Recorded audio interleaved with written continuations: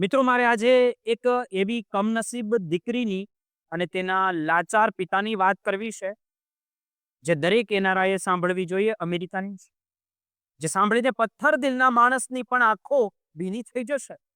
એક તરફ કરોડો રૂપિયાનો ન્યાય તો આવી ગયો, અમેરિકાએ આપ્યા, તો બીજી તરફ બે વેરાયેલા સંસાર અને બે ખાલી થઈ ગયેલા ખોળિયા છે. શું 262 કરોડ રૂપિયા કોઈ પિતાના કાળજાના કટકાને પાછી લાવી શકશે ખરા? ન્યાય તો મળ્યો, અને ન્યાય જોવા માટે પિતાનું હૃદય જ ન ધબક્યું. આ એક એવી કરુણતા કે ગાથા છે, જે સાબિત કરે છે કે ક્યારેક ન્યાય પણ બહુ મોડો અને બહુ મોંઘો પડે છે.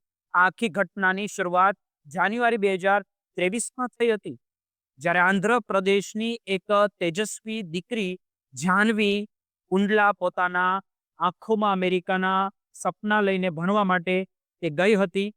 તે નોર્થ ઈસ્ટ યુનિવર્સિટીમાં માસ્ટર કરતી હતી અને પોતાના પરિવારનું નામ રોશન કરવા માંગતી હતી. પણ એક કાળી રાત્રે સિએટલ પોલીસની એક બેફામ ગાડીએ તેના તમામ સપનાઓને કચડી નાખ્યા છે. જે રસ્તા પર ગાડીની ગતિ મર્યાદિત હોવી જોઈએ, ત્યાં પોલીસ અધિકારી 70 માઇલની ઝડપે ગાડી હંકારી રહ્યો હતો, અને સાયરન વગાડવાની પણ જે દરકાર નહોતી કરી. જાહ્નવીને ટક્કર વાગતા તેનું પ્રાણ પંખેડું ત્યાં જ ઉડી ગયું હતું. પણ તેનાથી પણ વધુ શરમજનક વાત તો એ હતી કે એક પોલીસ અધિકારીએ જાહ્નવીના જીવની કિંમત માત્ર $11,000 શાને ફેંકી દો એવું કહ્યું. આ સાંભળીને આખા વિશ્વમાં આક્રોશ ફાટી નીકળ્યો હતો.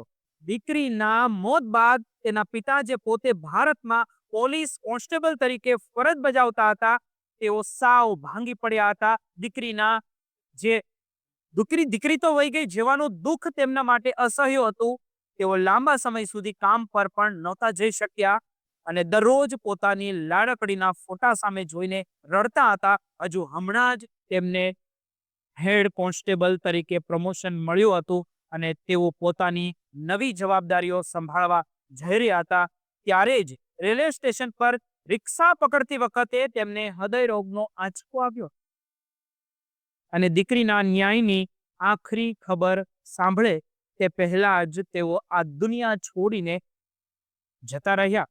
આ કેટલી મોટી કરુણતા છે કે પિતાના અવસાનના માત્ર 2 જ દિવસ બાદ સિએટલ શહેર દ્વારા 262 કરોડ રૂપિયાના વળતરની જાહેરાત કરી. જે પિતાએ પોતાની દીકરી માટે ન્યાયની આશામાં જીવન કાઢ્યું, તે જ આ રકમ જોવા જીવતા ન રહ્યા. આ પરિવારમાં માત્ર જાહ્નવીના માતા અને તેની નાની બહેન જ બચ્યા છે. માતાએ પોતાની સરકારી નોકરી પણ દીકરી અને પિતાના શોકમાં છોડી દીધી છે. આજે તેમની પાસે કરોડો રૂપિયા તો છે કે પછી આવું છે, પણ એ ઘરનો દીવો ક્યારે પાછો નહીં આવે. જે પિતા પોતાના દીકરીની ડિગ્રીની રાહ જોતા જોતા તેમના જ હયાત નથી, અને તે જ પોતાનું જીવન પૂરું કરીને જતા રહ્યા. હવે આ 262 કરોડ રૂપિયા માત્ર એક કાગળના ટુકડાઓ સમાન રહી ગયા છે, કારણ કે જેમના માટે આ ન્યાય હતો તે તો મૌન થઈ ગયા. આ ઘટના આપણા બધા માટે વિચારતા કરે તેવી છે. તો પૈસા ખરેખર ન્યાય આપી શકે ખરા? મારે તમને સવાલ કરવો છે. જો તમે અમેરિકામાં રહો છો તો મને જવાબ જરૂર આપજો કોમેન્ટ બોક્સમાં.